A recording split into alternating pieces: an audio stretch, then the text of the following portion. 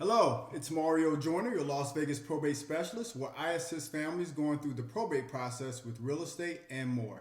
I thank you for taking a few minutes to spend with me today while we share the fifth of 8 videos discussing how we build our team of A-plus service providers.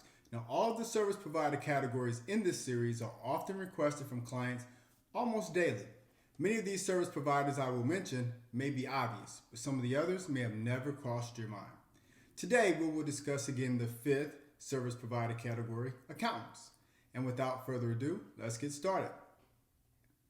Now, bringing an accountant into the mix when working as an executor or executrix can simplify your job, help ensure the estate monies are handled properly, and minimize liability, not to mention reduce the risk for hostility between the deceased loved ones and the heirs.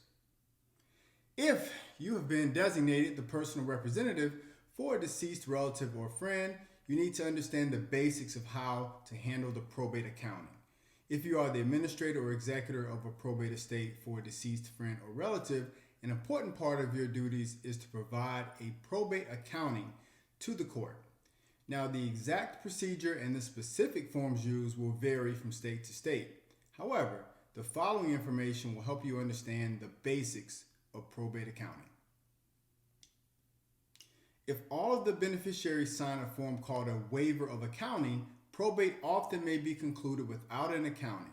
And if you are the only beneficiary of the estate, an accounting may not be required. Now, some states have procedures specific to small estates, typically those with no real estate, and a certain maximum estate value where no accounting is required. Basically, a probate accounting is a financial record of a probate estate, which has 3 phases. Basic probate accounting entails 1, taking an inventory, 2, keeping records, and 3, submitting a final accounting. Taking an inventory. Now, this involves taking an inventory of the estate's assets and preparing and filing an inventory form with the court. This will include all of the property that is in the estate and establishes its starting value. Keeping records. Throughout the process of the estate, records will need to be kept reflecting all income received and expenses paid, and all assets sold or acquired from the date of the beginning inventory. Submitting a final accounting. After all of the debts have been paid, any property that needs to be sold has been sold, and anything remaining is distributed to the beneficiaries as required by the law or the terms of the will. A final accounting will be prepared and submitted to the court. The probate final accounting will show the beginning inventory, all additions and subtractions, and the ending inventory distributed to the beneficiaries. An accountant is needed when selling an estate when filing the decedent's and the estate's tax returns, there are numerous investments to be handled, there are back taxes or other tax issues, the estate is of high value, any other situation arises that the personal representative needs assistance with in regards to the estate's finances. Questions to ask an accountant. What kinds of clients do you work with? Are you available year-round? How quickly can you respond to questions? Who will be doing the work? How often will we communicate about tax issues? How timely is your service? How do you bill for your services? How can I help you service my account and keep fees to a minimum?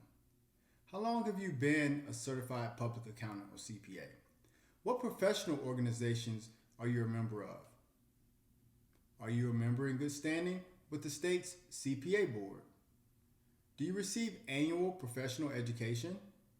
What is your experience with the IRS? Are you a conservative or aggressive accountant? What tax program do you use?